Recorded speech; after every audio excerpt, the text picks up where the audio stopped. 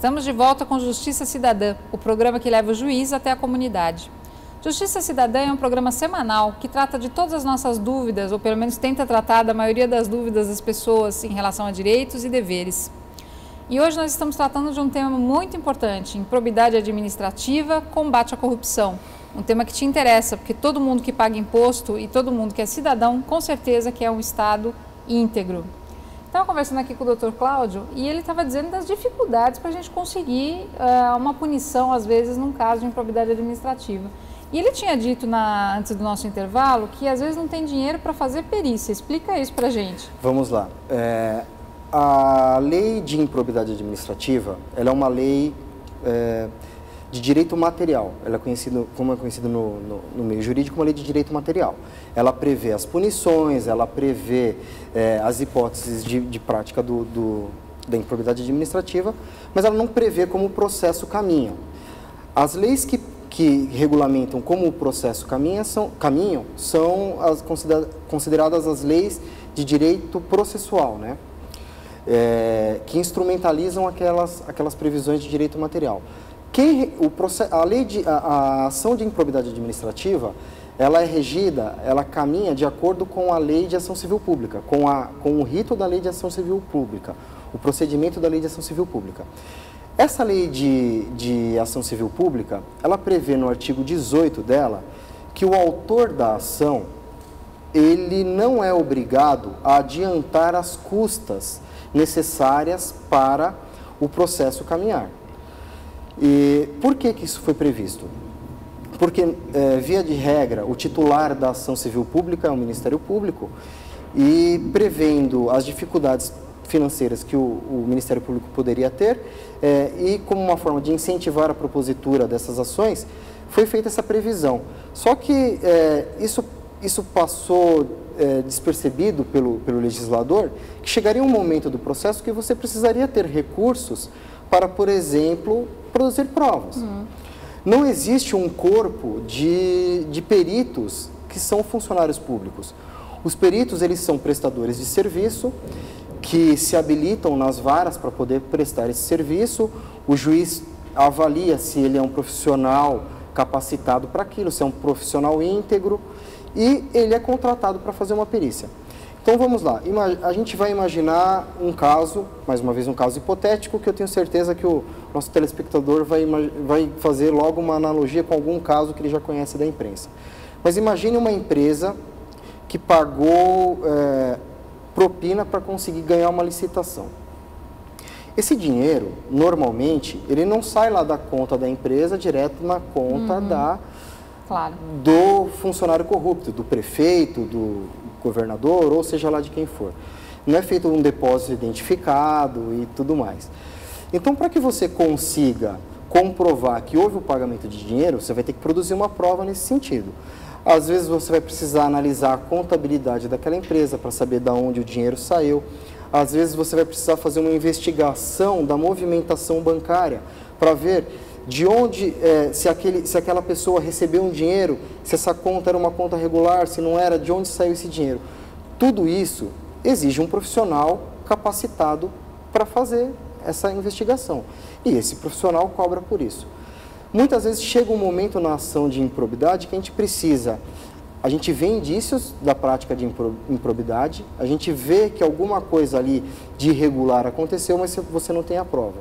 E aí você vai falar, bom, agora eu preciso de uma prova, eu preciso contratar um engenheiro, eu preciso contratar um contador, um economista, e o Ministério Público vem e fala, olha, pela lei eu não sou obrigado a fazer o pagamento, eu não sou obrigado a adiantar as custas. Aí você pergunta para o réu, você quer pagar as custas? Pagar fazer a prova contra ele. Ele não vai produzir uma prova contra ele. E o juiz fica no impasse, porque o juiz também não tem dinheiro para pagar dinheiro do Estado. O judiciário não paga a perícia. Exatamente, o judiciário não paga a perícia. Não há uma verba prevista, um fundo previsto para pagar aquela perícia. A jurisprudência tentou, durante muito tempo, várias alternativas para que isso fosse feito, determinando que o Estado pagasse, mas o Estado falou, olha, eu não sou parte nesse processo. Não paga. Ou às vezes o Estado até é parte, não se interessa em pagar. Foi prevista que a Defensoria Pública fizesse o pagamento dessas perícias nas ações que são... onde não tem obrigação do Ministério Público pagar nessas ações de improbidade. Só que o orçamento da Defensoria para pagar é muito pequeno. Ela tem um valor pequeno de R$400 ou R$500, eu não me recordo exatamente, que muitas vezes não cobre o custo que o perito tem para, por exemplo, tirar cópia daquele processo, ou se dirigir até a empresa, e esse tipo de coisa. E aí, muitas vezes, o processo para ali e fica parado durante anos, tentando uma solução mágica, ou às vezes as partes até desistem da prova e o processo pode ser até julgado improcedente, porque não tem uma prova que você consiga determinar que tal pessoa foi culpada pela prática de tal ato ou cometeu tal ato.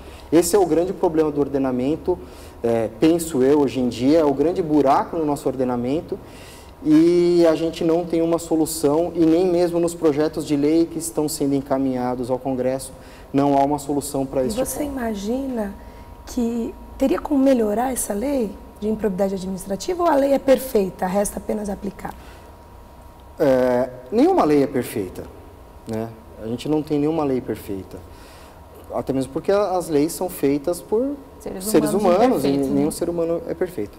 Se a gente for parar para pensar, a lei de improbidade administrativa ela é de 1992. Se a gente for puxar um pouco na memória, o que aconteceu no Brasil em 1992? É o Collor, né? Ela foi uma lei produzida na época do presidente Collor. E mesmo sendo uma lei produzida num período de emergência, para dar uma resposta para a sociedade, ou para pelo menos ter um diploma legal que preveja a prática desses atos, foi uma lei feita meio que às pressas. Ela é uma lei boa, ela não é uma lei ruim. Eu acho que o que falta para que a gente consiga mesmo aplicar essas sanções é instrumentalizar a prática dela, como eu falei, como por exemplo, dando recursos para que o processo chegue ao fim de uma forma mais rápida. Dentre todas essas propostas que foram ou que serão encaminhadas ao Congresso para que os processos de improbidade administrativa que caminhem mais rapidamente, existe um projeto que foi até de autoria do Ministério Público Federal, uma proposta que foi de autoria do Ministério Público Federal, de que as sentenças proferidas em processo de improbidade administrativa, elas já sejam recebidas, caso haja recurso, apenas com um efeito devolutivo, tentando explicar de uma forma simples para os nossos telespectadores que não são da área jurídica. Existem vários graus de justiça, né? Você tem o primeiro grau, o segundo grau, e aí você tem os tribunais superiores, o Superior Tribunal de Justiça e o Supremo Tribunal Federal. Quase nunca o processo acaba na primeira instância. Então, sempre vai haver um recurso de apelação. Quem perdeu vai recorrer. Via de regra, esses recursos são recebidos num duplo efeito, que é o efeito devolutivo e um efeito que é o efeito suspensivo. Ou seja, aquela decisão do juiz de primeiro grau, ela fica suspensa até ser confirmada pelo juízo de segundo grau. E um processo pode demorar mais 4, 5 anos para ser decidido em segundo grau. Muitas vezes são processos amplos, com mais de 80 volumes, 100 volumes, envolvendo muitas partes. Imagina que você perde ali, depois de vários anos que um juiz se debruçou sobre aquele processo, que o Ministério Público se debruçou sobre aquele processo, que foi condenado numa sentença, foi aplicada uma pena, ainda ele fica mais um tempo esperando no tribunal para ser confirmado e só depois vai ser aplicada a pena.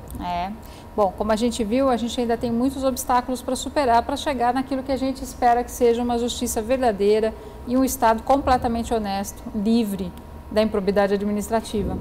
Olha, queria agradecer muito ao Dr. Cláudio por estar aqui conosco hoje e também à doutora Carolina.